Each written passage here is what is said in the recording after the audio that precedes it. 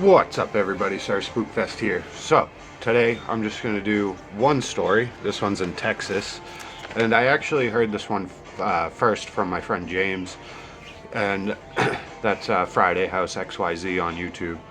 If you want to check his channel out, does a lot of really cool stuff with audio and visuals and stuff that just explaining the equipment very well, very well done by him. He has done some interviews too and stuff that he was actually on Steve's Nocturnal Frequency Radio and stuff. Really cool guy. Go check out his channel. But that was the first time I heard of the mysterious Marfa lights. I'm not sure if it was the Marfa lights that he was talking about. It might have been another, but I think it is. For more than 100 years, mysterious and colorful orbs of light have illuminated the night sky over Marfa, Texas. In 1883, cowhand Robert Ellison was herding cattle across Mitchell Flats, just east of the Texas town of Marfa. Then he saw lights flickering in the darkness. He dismissed the sights as the lights from an Apache campfire burning beneath the Chinati Mountains, little realizing that he had just made the first recorded sighting of the infamous Marfa lights. Ever since that night, the lights have appeared sporadically throughout in the desert night. And the townspeople of Marfa, they are just part of everyday life in the desert. Approximately the size of a football and multicolored orbs dance and hover and split and combine, and then put a blazing show across the sky. Thousands of spectators who flock to the area every year, hoping to glimpse the breathtaking phenomena. The chances are slim. There's no guessing when they'll show up or appear. They rarely make more than a couple of dozen showings in a year, but one makes them even more fascinating. Their color varies between red, blue, yellow, and white, but they never stay still for long.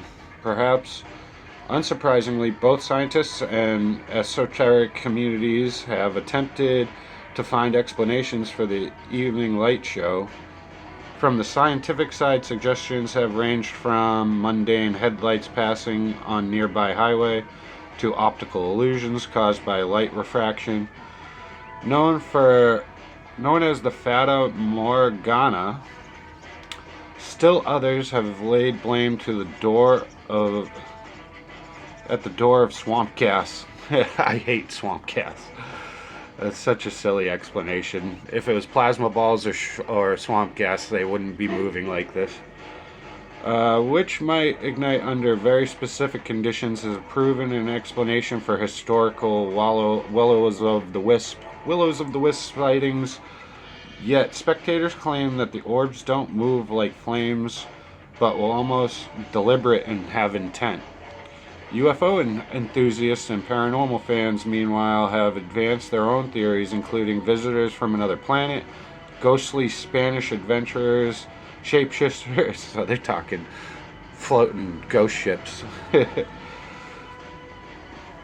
Advanced of their own theories of adventurous spacecraft of space shifters of the desert spirits. Whatever the explanation, the sleepy town of Marfa embraced it. Notoriety has welcomed visitors to hope to see colorful orbs whenever they may be in Marfa. Hosts of Marfa Lights festivals and even erected a viewing platform where crowds gather nightly to gaze onto the darkness. Some of those crowds seek a scientific explanation for the phenomena. Others hope for a chance to meet the visitors from another planet or spiritual realm. But as they look into the sky, all of them share one aim: to experience the legendary Marfa lights in person. That's a cool one. I didn't know about these ones. I did know about the Brown Mountain lights, and there's a few other spots where mountain lighting or distant lights dance in the sky. The Brown Mountain lights are probably a little more famous, but Marfa lights, obviously really famous. I didn't really know about them until my buddy told me about them. So I will tell you one story that happened to me and my family when we went to Point Pleasant, West Virginia. We went to the Mothman Museum.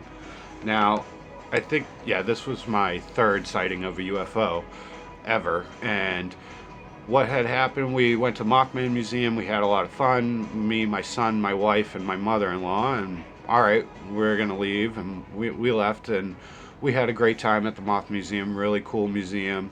Went to go grab some lunch. So we're parked on this hill up on like a mountain, and we could see other mountains in the distance. And I'm looking over and I see like this big flash of light and kind of hear a boom, and my wife is outside the car and she says, "Did you just hear that? What was the flash of light? What was that?" My son even goes, "What was the noise?" Looking out the window, and I didn't have any clue at first, and I'm looking around and there's no clouds, and at first I just thought maybe it was lightning, but I'm looking over that direction, there's no clouds. There's now, when we heard the boom, everybody looked. We saw a flash of light over this mountain, and we had all just sat there for a few minutes talking about it, and said no more flashes of light, no more heat. If it was heat lightning, no, nothing else happened, but it didn't sound like lightning. It just sounded like one boom. I still can't explain that. We all witnessed it. We talked about it for maybe 10-15 minutes and then started driving back to Virginia, and it was really interesting. We don't really I haven't told that story very much. It's just one of those things that you have that experience, and okay, the reports in that area from way back for Indrid Cold and him landing a UFO and talking to residents in that area of Point Pleasant. There's some crazy stuff. So that's just one of my experiences, other than the other UFO experiences I've had. But I hope you guys enjoy these. Maybe the next time I do some of these, I will do the multi-story again. Let me know if you just want one story or if you want multiple stories. We still have some states to go through for the ghost to ghost spooky time. I think the next ones will be, yeah, South Dakota, Oklahoma, Alaska, and Oregon, and another one from Texas. But yeah, you guys have a good one. I'll be back soon.